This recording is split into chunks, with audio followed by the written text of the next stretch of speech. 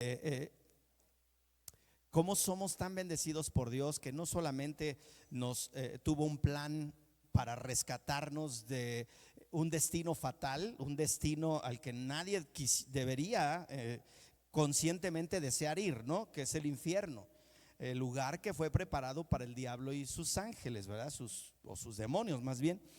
Eh, pero en su gran amor, el Señor no solamente nos llamó para hacernos sus hijos, pero también desde Génesis capítulo 1, versículos 26 en adelante, cuando habla de la creación del hombre y de la mujer, habla del propósito de Dios sobre el hombre. Y ese propósito tiene que ver con reino, con gobierno. Diga conmigo, gobierno. Tiene que ver con autoridad. Tiene que ver con fructificar y multiplicar. Tiene que ver con dominar sobre la creación. Entonces Dios le concedió al hombre por diseño la capacidad de gobernar, la capacidad de reinar, la capacidad de administrar. Muchos de nosotros a lo largo de nuestra vida, bueno, aquí hay jóvenes, pero habemos ya algunos adultos. Dios ha puesto bendición en nuestras manos, pero no hemos sabido administrar. Y así como hemos tenido, lo hemos echado a perder. Porque no, al no tener comunión con Dios, al no tener la autoridad de Dios sobre nosotros, la sabiduría de Dios sobre nosotros, hemos echado a perder esa bendición que Dios nos ha dado. Y no hablo solamente de cosas materiales o económicas, pero tal vez una familia, tal vez un matrimonio, tal vez hijos, y no hemos tenido la sabiduría para hacerlo. Pero miren, este versículo es padrísimo porque nos recuerda cosas muy importantes que no debemos de perder de vista a lo largo de nuestra vida. Sobre todo hablo ahora a los adolescentes y a los jóvenes, a los singulares y a los divergentes de esta casa, ¿verdad? Incluso a los niños que ya tienen conciencia. La Biblia dice en Apocalipsis: además Cristo nos permite gobernar como reyes. ¿A cuántos nos gustaría tener la autoridad de un rey? Pero ¿cuántos sabemos lo que implica tener la corona sobre la cabeza? Y eso es algo que es muy importante. Todos nos vamos con lo que podemos solamente superficialmente entender que es la vida de un rey. Yo recuerdo que alguna vez escuché cosas tan ridículas del rey Carlos de España, de Inglaterra, que las agujetas de sus zapatos se las planchan. Tiene mayordomos para planchar las agujetas. ¿Quién en su justa lógica y sentido pensarían que las agujetas de mis tenis me las planchen? Bueno, el rey puede darse ese lujo. Quiero que me planchen las agujetas de mis zapatos. Bueno, eso es el glamour. Pero el peso de la corona, de reinar, de ejercer autoridad, ese es otro tema. Porque así como llegan los reyes, y lo hemos visto en las series que hemos predicado durante este año, así como hubo reyes que hicieron que el reino creciera, un David, un Salomón, también hubo reyes mediocres que su reino fue tan breve por lo inútiles que eran. Entonces no solamente es desear la autoridad, no solamente es anhelar el poder que el reinado te puede dar, pero es entender esto, que sin Cristo el fracaso es garantizado. ¿Alguien entendió lo que acabo de decir? Puedes tener mucho poder y mucha autoridad, pero si no está Cristo, porque Él es la fuente de sabiduría, el principio de sabiduría es el temor al Señor, dice la Biblia. Así que dice este pasaje: además Cristo nos permite, es decir, nos comparte la capacidad de gobernar, de ejercer autoridad, de ejercer dominio. Dice: Cristo nos permite gobernar como reyes y nos ha puesto como sacerdotes al servicio de Dios su Padre. Entendamos esto entonces: toda la autoridad, toda la espiritualidad que Dios nos puede brindar tiene un, ¿cómo diré? Tiene debe haber una dependencia, un ancla, para que no empieces a flotar y te sientas. Voy a decir algo de mi generación que la generación X no va a entender, la generación Z no va a entender. Te sientas Juan Camaney. Nadie sabe, los chicos no saben qué es eso, ¿verdad? Pero te sientas la última Coca-Cola del desierto, te sientas que la tierra no te merece, te sientas que, sí, o sea, te rebase, te vuele la cabeza la autoridad que puedas ejercer. Pero aquí lo dice, miren, y nos ha puesto como sacerdotes al servicio de Dios su Padre. No nos debemos servir de la autoridad que Dios nos permite tener. No nos debemos servir de la unción espiritual que Dios nos permite recibir de parte de Él. ¿Por qué? Porque nunca debemos perdernos en el hecho de que si algo hemos recibido, ha sido por gracia de Cristo, porque Él quiso compartirnos de su poder, de su autoridad, de su unción. Por eso la segunda parte de este versículo dice: por eso alaben todos a Jesucristo y que solo Él tenga todo el poder. Para que no digas: es que yo soy muy esforzado, es que yo me quemé las pestañas estudiando, es que yo me dediqué al estudio y no me distraje, es que yo... No, fue Dios el que te dio esa gracia de tener autoridad, dominio, inteligencia, sabiduría, poder. ¿Alguien dice amén? Así que por algunas semanas estaremos hablando de esta serie que yo le titulé Ejerciendo autoridad sin perder la humildad. Ejerciendo autoridad sin perder la humildad. Mientras más alto subas, más humilde debes ser, para que nunca olvides de quién vino esa unción, ese poder, esa autoridad, esa gracia, esa riqueza, esa superinteligencia, etcétera, etcétera. Así que voy a usar la historia de algunos de los primeros reyes de Israel. Vamos a retomar vidas como la de Saúl, como la de David, como la de Salomón, como la de Jeroboam, para aprender de ellos y obtener la mayor enseñanza posible para nosotros en este tema de la autoridad sin perder la humildad. Es importante comenzar recordando en qué lugar fueron ungidos cada uno de ellos. Recuerden que en la Biblia los nombres tienen un porqué. No le puso a alguien Mara solo porque qué bonito suena Mara. No, ¿qué significa Mara? Amargura. Si alguien te puso Mara, te odiaba, no te amaba. Porque imagínate que todos los días, toda tu vida, te estén diciendo amargada, amargada, amargada, amargada. Ese es tu nombre. Así que los nombres en la Biblia tienen mucho sentido, tienen un porqué. Entonces es importante saber en qué lugar fueron ungidos, qué significaba cada uno de esos lugares y qué quería Dios mostrarnos a través de esta acción de el lugar donde fueron ungidos como reyes cada uno de estos personajes. Así que solo para ir al contexto de esta historia, de esta serie, quiero recordarte esto.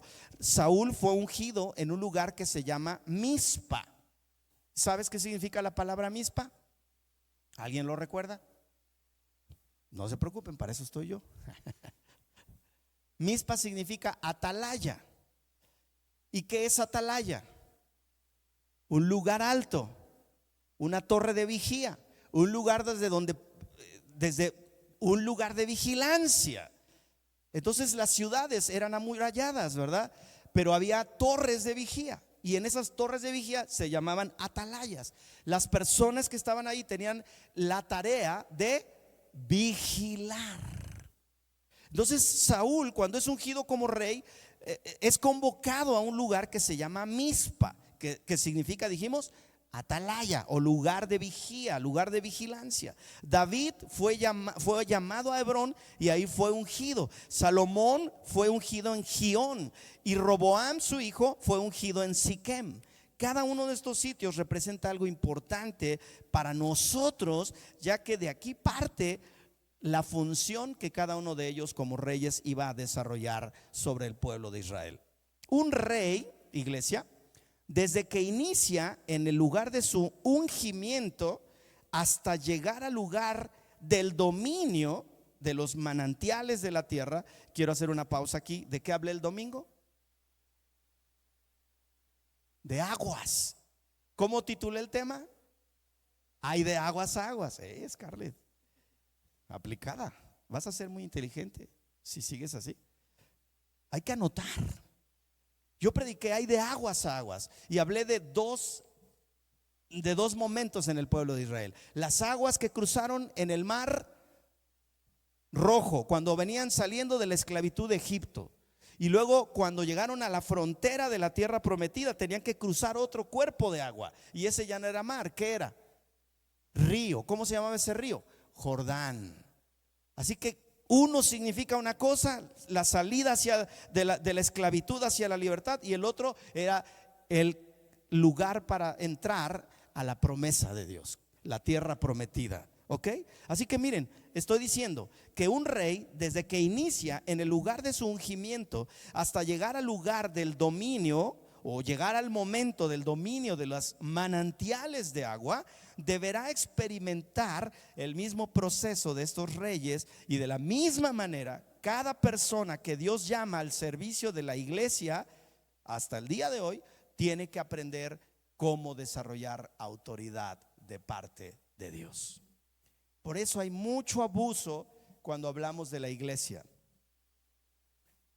porque las personas que son llamadas a ejercer autoridad no viven el proceso y no aprenden a ejercer la autoridad con la gracia y el favor y el poder y la autoridad y el dominio. Y vamos a estar aprendiendo en las pláticas, las siguientes pláticas vamos a profundizar más estos puntos. Pero ¿por qué tomé esta pausa del agua? ¿Y por qué hice mención de los manantiales de aguas? Porque recuerden que el agua representa no solamente supervivencia, también lo prediqué el domingo. ¿Qué significa también el agua? Wow, me están avergonzando con las visitas de esta noche. Agua significa no solo supervivencia, sino significa progreso. ¿Qué hace un pueblo sin agua? ¿Qué hace una ciudad sin agua? ¿Qué hace una población sin agua? ¿Puede avanzar? ¿Puede progresar? Hay muchos pueblos en la historia del hombre, hay muchos pueblos abandonados. Es más, se dice que los mayas dejaron sus ciudades de repente, y una de las teorías de las personas que se dedican a estudiar historia dicen que fue porque agotaron los mantos acuíferos. Y cuando ya no hay agua, ¿de qué te sirven edificios hermosos? ¿De qué te sirven tanta ciencia y tanta tecnología y tanto desarrollo? Sin agua no subsistes. Entonces un rey, cuando era ascendido al trono, tenía que aprender y tener el control de las aguas, porque agua significaba supervivencia, agua significaba progreso, agua significaba industrialización, agua significa, ¿sí me explico? Hubo un rey que en tiempo de paz hizo túneles de un manantial hacia la ciudad, y con ese túnel que hizo, alta ingeniería para el tiempo de que se construyó ese túnel. Ese túnel conducía agua de un manantial para llevarlo hasta la ciudad. Y luego en el Nuevo Testamento encontramos a Jesús yendo a una fuente llamada la fuente de Siloé, a donde habían enfermos, que el que corría más rápido y se metía, cuando el ángel bajaba y movía las aguas, ¿qué pasaba? Se sanaba. Entonces ese rey, años atrás de que Jesús estuviera en ese lugar, ya había construido un canal que conducía el agua del manantial para que en Jerusalén tuvieran agua todo el tiempo. Entonces agua significa progreso, agua significa subsistencia, agua significa tener dominio. ¿Qué pasaba cuando los sitiaban los reyes enemigos? ¿Con qué los castigaban para que salieran de la ciudad y abrieran las puertas y pudieran conquistarlos? Tapando los pozos de agua. Entonces un rey tenía que aprender mucho sobre autoridad, pero también tenía que aprender a tener dominio sobre las aguas.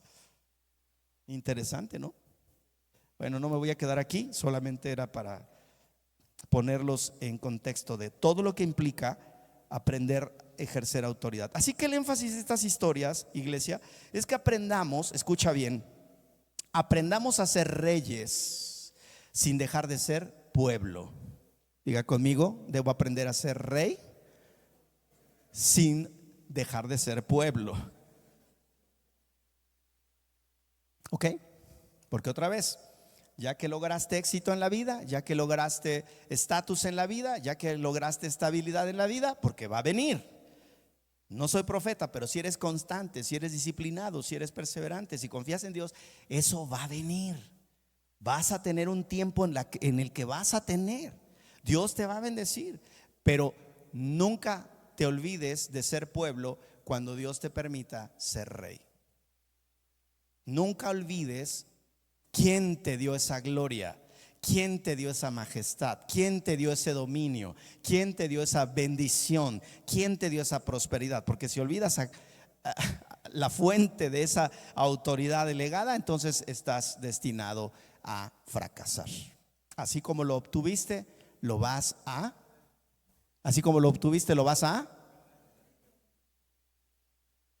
perder.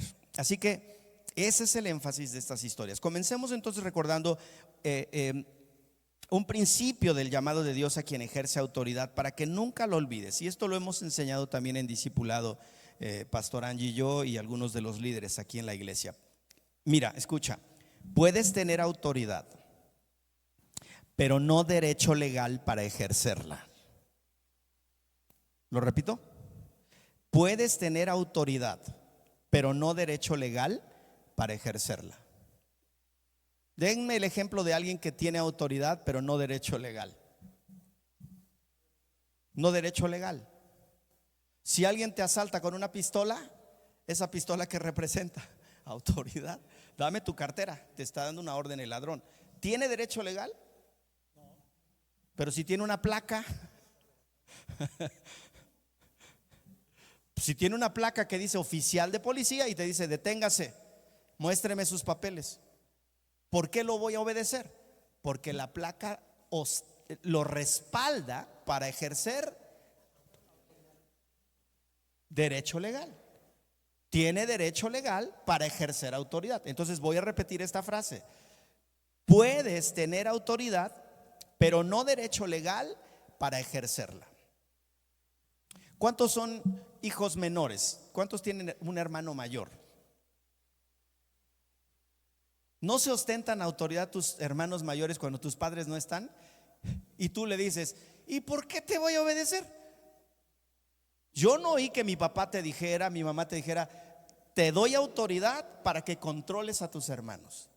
Si esa voz no se oyó, tú puedes levantarte en armas en contra de tu hermano mayor. ¿Por qué? Porque él toma autoridad, pero no tiene derecho legal.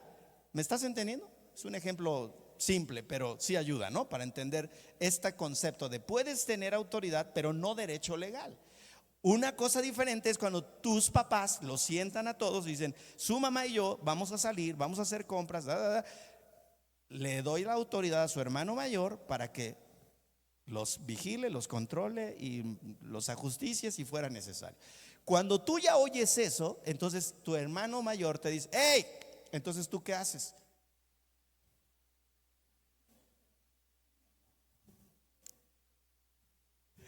Estoy hablando fantasías animadas, ¿no? Eso no sucede en la realidad porque son unos rebeldes y porque no conocían a Cristo.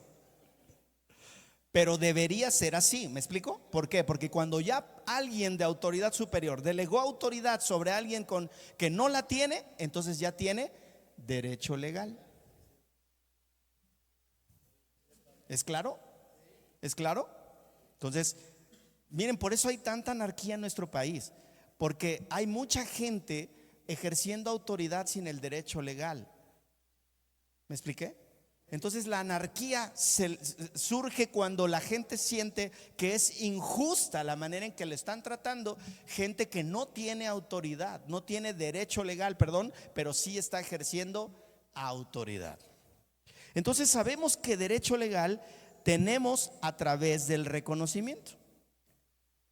Por eso el ejemplo que les dije: si oíste que tu papá le dijo a tu hermano mayor y a todos ustedes que le da de autoridad al hermano mayor, entonces ¿qué tiene ya? Reconocimiento. ¿Me van entendiendo?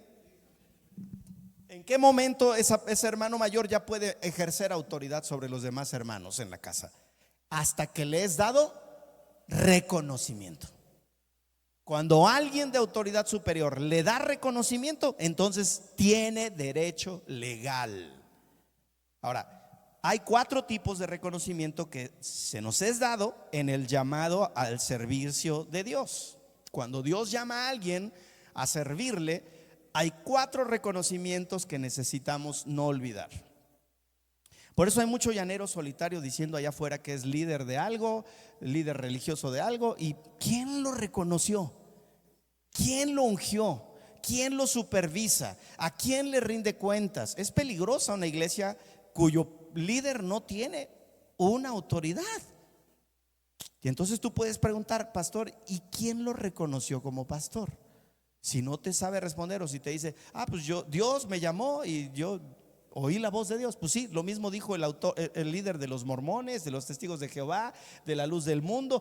Dios me habló, me dio un sueño, una revelación, me llevó a un bosque y un ángel vino y me dijo, escribe el Nuevo Testamento del Nuevo Mundo, ¿no? Y así surgen las sectas.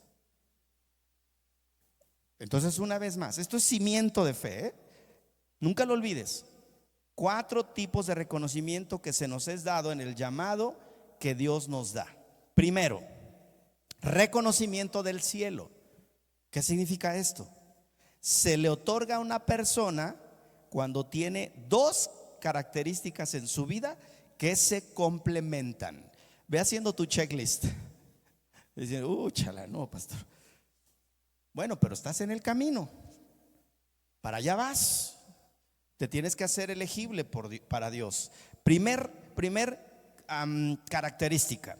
Dije que es el primer tipo de reconocimiento, es reconocimiento del cielo. ¿Vamos bien?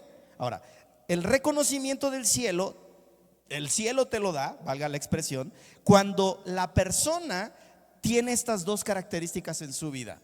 Anótenlo: fidelidad y mansedumbre. Fidelidad y mansedumbre. Ahora vamos a entrar en profundidad a esto.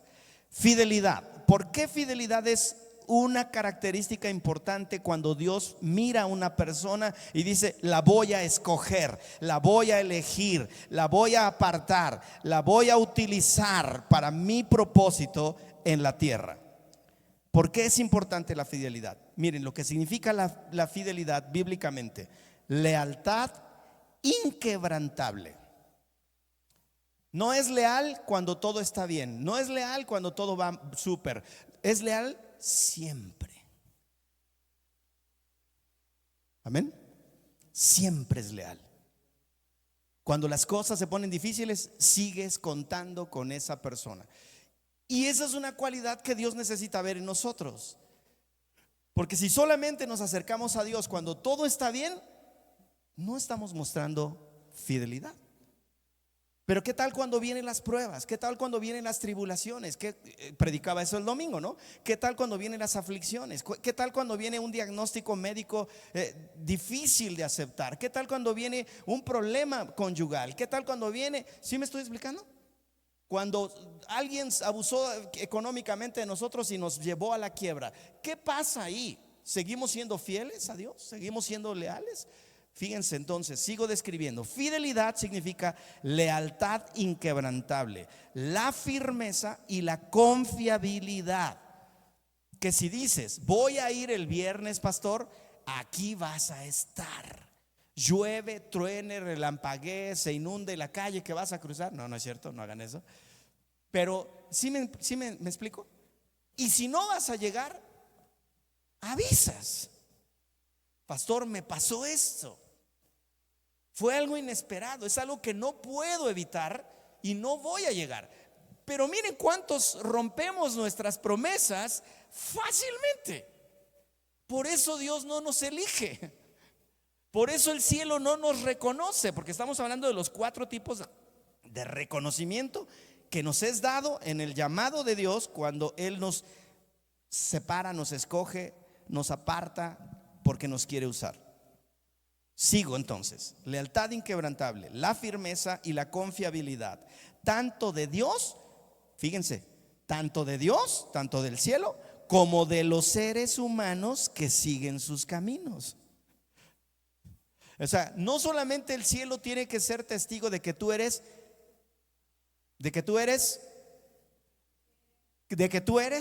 fiel. ¿Quiénes también tienen que ver tu fidelidad? Pues los que te rodean. Nadie dijo amén. las personas que nos rodean también tienen que observar tu fidelidad. Ellos son un aval también para ti. No, esa Scarlett es tremenda. Siempre está, siempre llega, es puntual, agarra la escoba sin problema, es amable, es gentil, es cariñosa, es afectiva, es trabajadora, siempre cumple en el discipulado, hace las tareas. No, qué bárbaro. ¿Qué está mostrando con todo eso? Fidelidad. Entonces el cielo lo ve, pero también las personas que le rodean pueden darse cuenta, pueden notar que esa persona es fiel. Implica la permanencia en la fe y el cumplimiento de las promesas y mandamientos. Es un compromiso profundo y constante basado en la confianza y el amor, y se manifiesta en la constancia, en los afectos, la lealtad hacia otros y el cumplimiento de las obligaciones. Entonces, cuando se te delega una tarea, cuando se te delega una actividad y tú dices, claro que sí, pastor, cuente conmigo.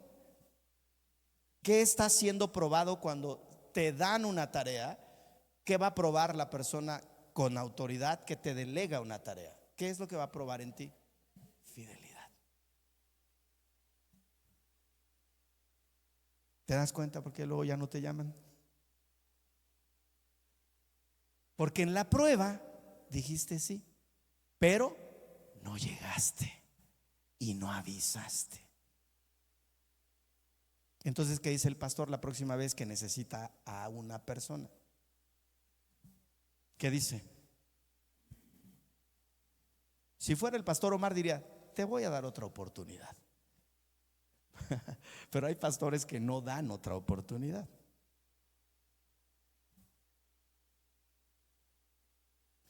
Pues deberían de decir ahorita, gracias Dios por mi pastor Omar. Les di la oportunidad y nadie dijo nada. Ok, no los hice reír, me sigo. Mansedumbre. Ya hablé de la primera, fidelidad. ¿Qué otra característica? Mansedumbre. Vamos al significado, porque esto de mansedumbre, perdón la palabra, suena como a menso, pero nada que ver, Una cosa es ser manso y otra cosa es ser menso. No, estamos hablando de mansedumbre.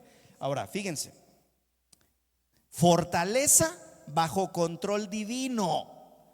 ¿Qué es lo que busca el cielo cuando está eligiendo una persona? Fidelidad y mansedumbre. ¿Qué significa mansedumbre? Fortaleza bajo control divino. ¿A cuántos les apodan el cerillito? ¿Por qué les apodan el cerillito? Porque a la primera provocación se calientan. ¿Ahora qué, pastor? ¿O qué? ¿Qué trae, pastor? ¿Sí me expliqué? ¿Pero qué es mansedumbre? Fortaleza bajo control divino. Sé que puedo responderle, Eduardo, aunque esté grandote. El tamaño no importa, cae más rápido. No, no es cierto. Pero mi fortaleza para dominar mi reacción ante una agresión, un menosprecio, ¿sí me expliqué? Una palabra altisonante, que me ignoren, que me denosten, que me calumnien. Mi control viene de que yo estoy sometido a Cristo. Entonces, mansedumbre significa fortaleza bajo dominio divino.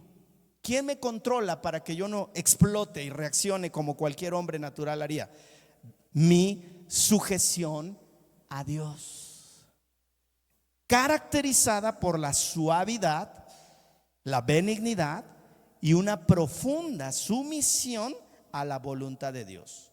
Estas son como que los demás ingredientes de la mansedumbre.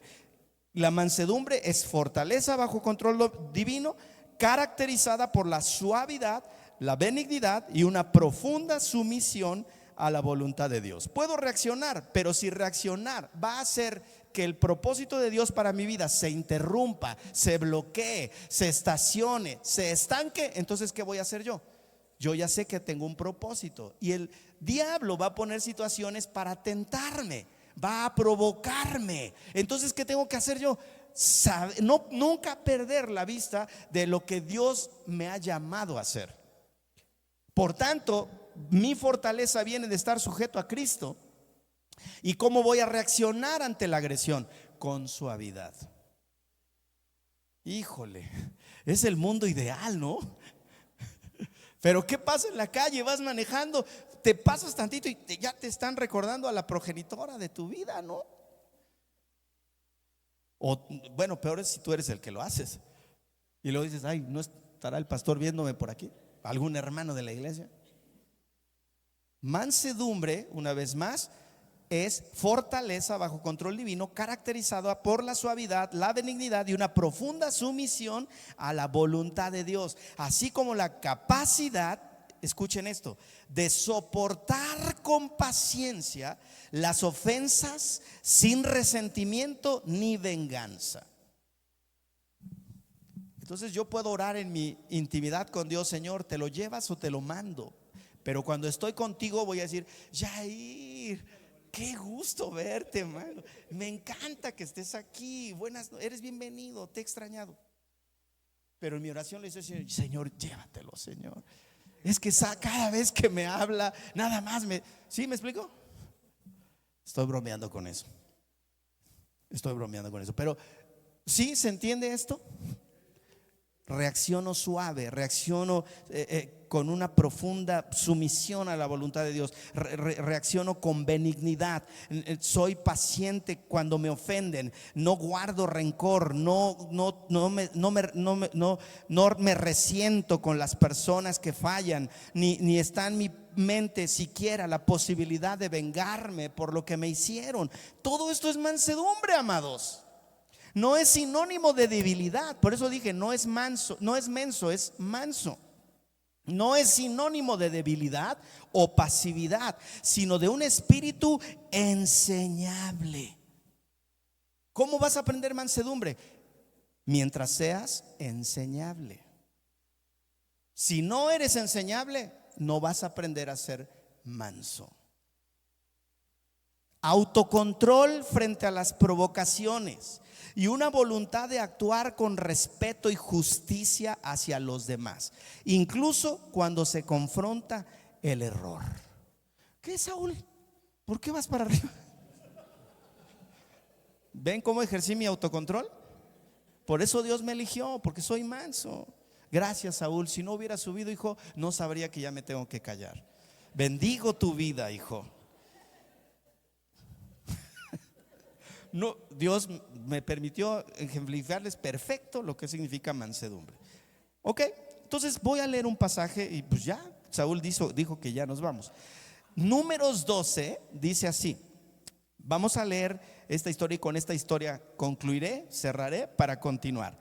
María y Aarón, estoy en Números 12, versículos 1 al 8, y voy a dar este ejemplo de lo que implica la mansedumbre. Dice: María y Aarón hablaron contra Moisés. ¿Quiénes eran María y Aarón? ¿Recuerdan? ¿Quiénes eran María y Aarón? Hermanos mayores de Moisés. Los hermanos mayores de Moisés, ¿ok? María y Aarón. Ahora, María y Aarón, dice la versión Reina Valera 60 y otras, murmuraron, pero aquí dice: hablaron contra Moisés a causa de la mujer cusita que había tomado. Es decir, era una mujer negrita, voy a describirlo así, de la región de Egipto. Cus era una población de Egipto. Ahora, ese asunto de con quién se casó Moisés lo tenía que atender Dios, no sus hermanos. Claro que no estuvo bien que se casara con esta mujer, pero dijeran los chavos, ¿eso qué? Eso no es tu problema. No te metas en las cosas que no te corresponden a ti ejercer autoridad. Pero ellos se pusieron en el rol de juzgarlo y decir: ¿por qué este hermano se casa con una negrita de Egipto? ¿Qué le pasa?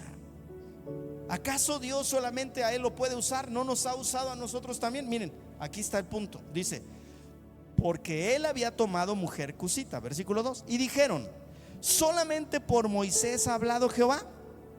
¿no ha hablado también por nosotros? El problema de cuando abres la boca porque no tienes mansedumbre y porque no, no muestras fidelidad, es que abres la boca y ya que la abriste, Dios te escuchó. Y el diablo también, el diablo también. Entonces mira, Dios lo escuchó, dice, y lo oyó Jehová, versículo 3. Y aquel varón Moisés, ¿qué dice la Biblia? Era muy menso. ¿Dice así? ¿Qué dice la Biblia? Era muy manso. Ya describimos mansedumbre. Ya describimos. Por eso es importante entender las palabras en su descripción bíblica. Moisés era muy manso, más que todos los hombres que había sobre la tierra. Él era el number one en nivel de mansedumbre. No había otro como Moisés con ese nivel de madurez, que no se ofendía con nada. Le podías decir de su mamá, de su papá, de su mujer, de sus hijos, y el Moisés como si estuviera muerto. Ahora entiendo a Pablo cuando dice: estoy muerto para el mundo, pero vivo para Cristo. Porque a menos que mueras a ti, este asunto de hacer mofa de la generación de cristal, todos somos generación de cristal cuando no somos maduros en Cristo. Te dicen mi alma y bueno, ya te quieres ir a vivir con él. Te ofende algo y ya te quieres ir a los golpes. ¿Me explico? Todos somos generación de cristal, todos somos cristalitos. El único que nos hace madurar y ejercer mansedumbre para que aunque te digan lo que te digan, se metan con quien se metan, tú te mantengas manso, es Dios en tu relación con Él. Y Moisés es el ejemplo de mansedumbre más alto que podamos encontrar. Obvio, después vino Jesús, y Jesús es el superlativo de todos los hombres. Él es el modelo de modelos. Pero en el Antiguo Testamento era Moisés. Versículo 4. Luego dijo Jehová a Moisés, a Aarón y a María: salid vosotros tres al tabernáculo de reunión. Yo creo que cuando oyeron eso, Aarón y María se les cayeron los pantalones. Bueno, no usaban pantalones, las faldas, ¿no? Porque imagínate que el pastor te diga: Jorge, nos vemos en la oficina, por favor. ¿Tú qué estás pensando ya? Y todos los que lo están viendo: ¿qué habrá hecho Jorge? Lo mismo Aarón y Miriam, ¿no? A ver, Moy, a ver, María, Aarón, vénganse, vamos a reunirnos en el tabernáculo. Y mira lo que pasó. Dice: y salieron ellos tres. Dice: salid vosotros tres al tabernáculo de reunión. Y salieron ellos tres. Entonces Jehová descendió a la columna de la nube y se puso a la puerta del tabernáculo y llamó a Aarón y a María. Y salieron ambos. Y él les dijo: oíd ahora mis palabras. Cuando haya entre vosotros profeta de Jehová, le apareceré en visión, en sueños hablaré con él. Está poniendo muy clara la diferencia entre todos y Moisés. Dice: no así a mi siervo Moisés, que es, fíjense, estamos hablando de estas dos características del primer llamado que debe tener toda persona que va a ser llamada por Dios: fidelidad y mansedumbre. ¿Qué dice este versículo? Que no hay otro. ¿Cómo dice? No así a mi siervo Moisés, que es. Entonces ya está hablando de las dos cosas que acabo de enseñarles: mansedumbre y fidelidad. ¿Ustedes creen que Moisés no se dio cuenta que estaban murmurando contra él sus hermanos? Por supuesto, por supuesto. Pero ¿qué hizo Moisés? En su mansedumbre dijo: los voy a ignorar, mis chavos. Ahora sí que les digo: están bien chavos ustedes. Están muy chavos para entender esto de la mansedumbre, pero ustedes hablen lo que quieran de mí. El problema es que Dios lo oyó. Y te puedes burlar de la gente, puedes engañar a la gente, puedes mentirle a la gente, puedes fingir ante la gente, pero no te puedes burlar de Dios. Y entonces él les dice a sus hermanitos de Moisés: miren mis chavos, yo voy a dar mensajes si hay profeta al profeta, por visiones, por sueños, por revelación. Pero si van a hablar de Moisés, necesitan saber esto: yo con Moisés tengo un nivel de relación que ustedes no pueden ni siquiera imaginarse. Dice, versículo 7: no así a mi siervo Moisés, que es fiel. ¿Qué les está diciendo a Aarón y a María cuando les está diciendo él es fiel? ¿Qué les está diciendo a los hermanitos? Ustedes no lo son. Híjole, eso fue terrible para Aarón y para María, porque ellos, al murmurar de su hermano, se estaban poniendo ¿qué? Al mismo nivel de Moisés. Por eso dijeron: ¿a poco Dios no también le ha dado mensajes al pueblo a través de nosotros? ¿Qué estaban haciendo? Poniéndose. Nunca te pongas al nivel de una autoridad que Dios ha elegido. Ni te atrevas a murmurar, porque Dios está. Dios siempre está. ¿Ven? Ahora miren: no así a mi siervo Moisés, que es fiel en toda mi casa. Cara a cara hablaré con él, y claramente. O sea, a los otros les voy a hablar por sueños, por visión, pero a mi Moy, con mi Moy, me voy a sentar cara a cara. No. Eso les hubiera dado una cachetada y lo hubieran soportado Aarón y María. Pero estas palabras golpearon el espíritu, lo aplastó, el alma, lo opacó el alma de Aarón y de María al haberles dicho esto. Porque está marcando la diferencia de cómo se relaciona Dios con un hombre, con un siervo de Dios, con una mujer de Dios que es fiel y mansa. Fiel y mansa. Cuando una persona se distingue por estas características de su carácter, Dios dice: wow, me siento atraído por esta persona. Dice: cara a cara hablaré con él, y claramente, y no por figuras, y verá la apariencia de Jehová. ¿Por qué pues no tuvisteis temor de hablar contra mi siervo Moisés? ¿Qué hubo? ¿Hubo lección? ¿Hubo lección para ellos? ¿Creen que aprendieron la lección? ¿Creen que se atrevieron a volver a murmurar contra su hermano? Con una vez que fallemos debería de ser suficiente. Dile al que está junto a ti: con una vez que falles ya debería ser suficiente. No necesitas estar metiendo la pata todo el tiempo.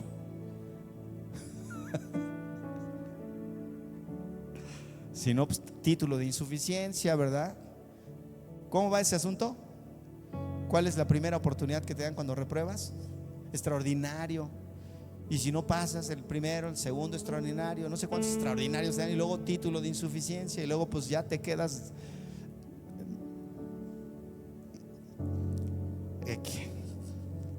Ciérrame la boca, Señor.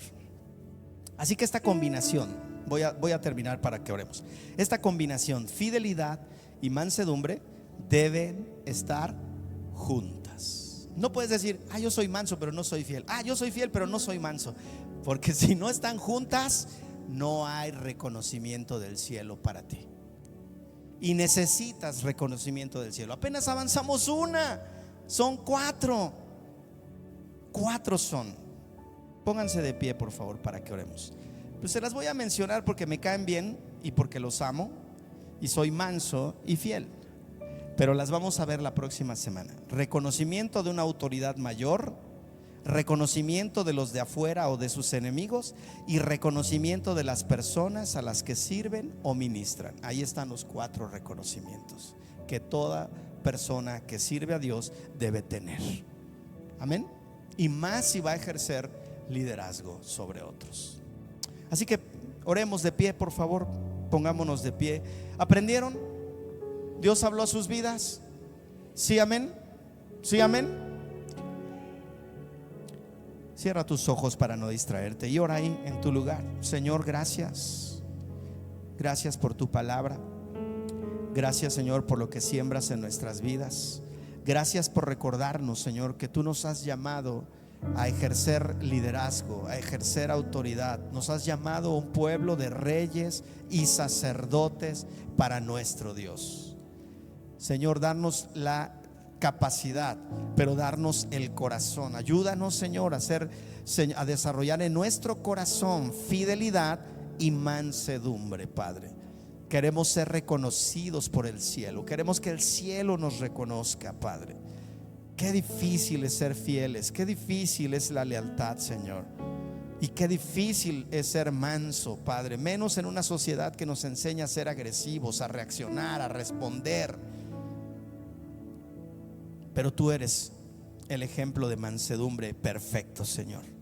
Tu palabra dice que cuando estabas en la cruz, la gente te injuriaba, te ofendía, se burlaba de ti. Camino a la cruz también lo hicieron.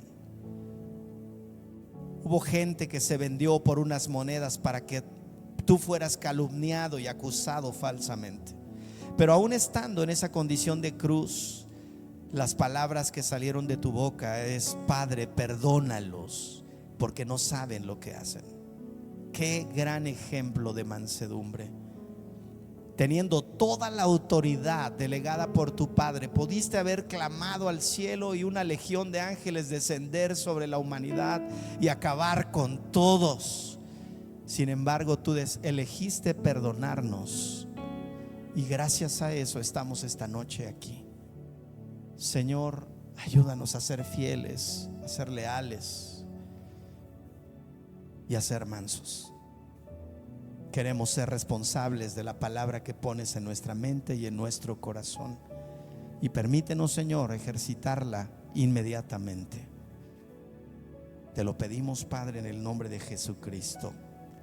Amén.